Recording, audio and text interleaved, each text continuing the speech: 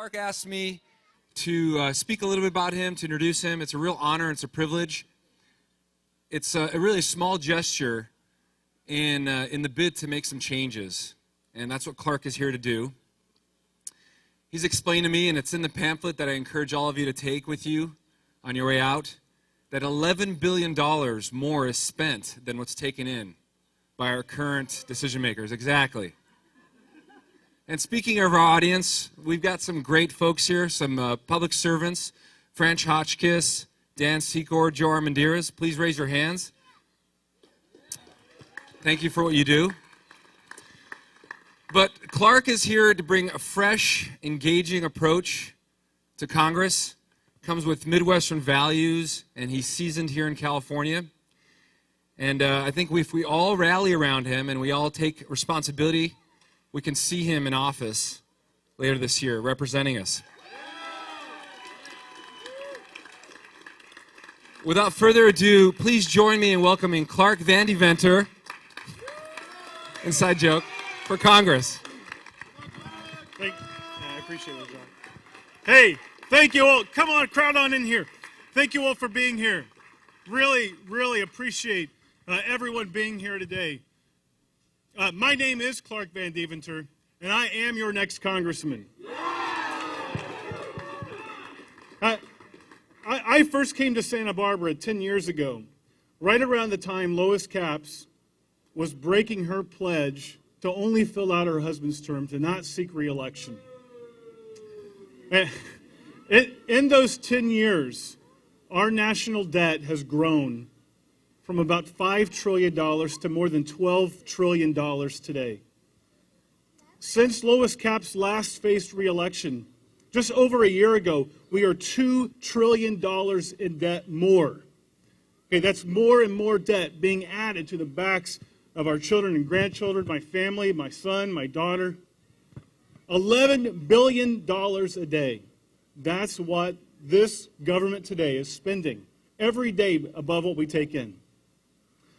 Now, while Lois Capps has been on her spending spree, I was in training. Now, I first came out to Santa Barbara 10 years ago, and for 8 years I had the unbelievable experience of a lifetime and being able to walk every day in the footsteps of Ronald Reagan. I spent 8 years at the Reagan Ranch. In those years, I gave a few of my own speeches, but I listened to literally hundreds of speeches on history, economics, on public policy, every facet of public policy you can imagine.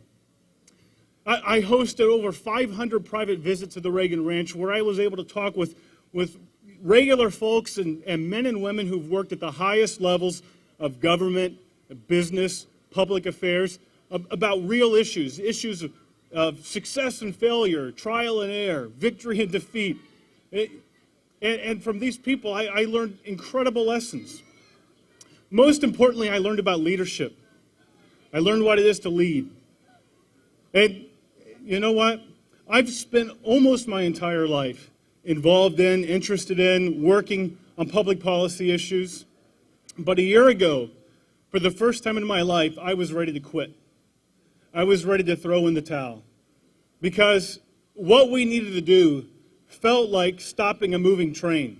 But it was actually more than that. It was more than stopping a moving train. We needed to move it in a whole new direction. And it was a daunting task. It remains a daunting task. And I came to a position where I was ready to say, forget it. You know what? I'm going to build a business. I'm going to raise my kids. I'm going to enjoy life, come what may. The country's going to hell in a handbasket, and I'm just going to enjoy life. But there are two problems with that approach. One is I've got too much skin in the game.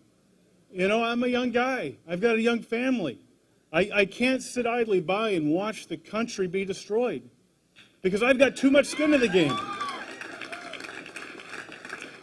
For me, the options were to check out, to walk away from the table, or to double down. Ladies and gentlemen, today I have doubled down. I am running for Congress because the future of this country is my future. I'm running for Congress because I want my kids to grow up in a free and prosperous society. And I am running for Congress because I believe the people of this district are increasingly coming to believe what I have for a long time, and that is that Lois Capps is a nice person who's totally not up for the job. Now, if you take a walk down State Street, you'll see the signs of the times. Empty storefronts, victims of a dismal economy, and politicians who are totally out of touch and unaware of the reality that their decisions affect the lives of real human beings. But you likely don't need to take a walk down State Street. Because I look around this audience and I see the faces of friends. Some of you, I'm looking at, I know you've been out of work, some of you for months.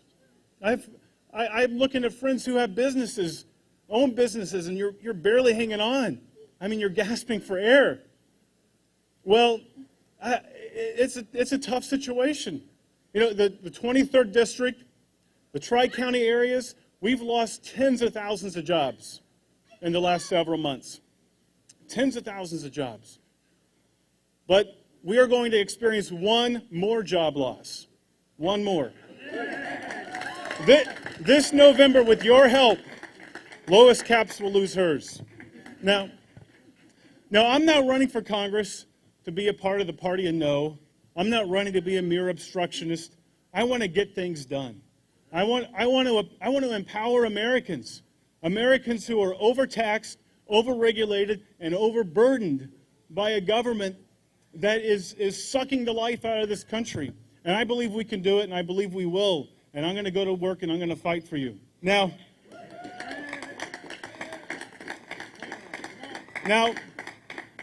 over the next several months, I am participating in the most important job interview of my life. I'm interviewing for the job of representing you, the people of this district, in the United States House of Representatives. And I pledge to you that I'll never forget that you are the ones who do the hiring. And I pledge to you that I'll be accessible, and that I'll listen, and I'll go to work and I'll fight for you.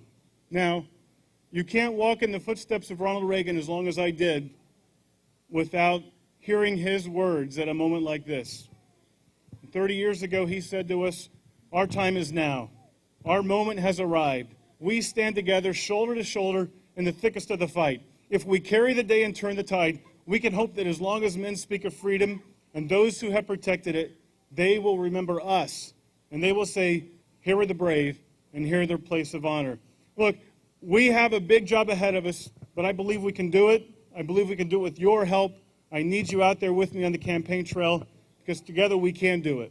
So, join the fun, join the movement, join Crew Clark. Thank you very much.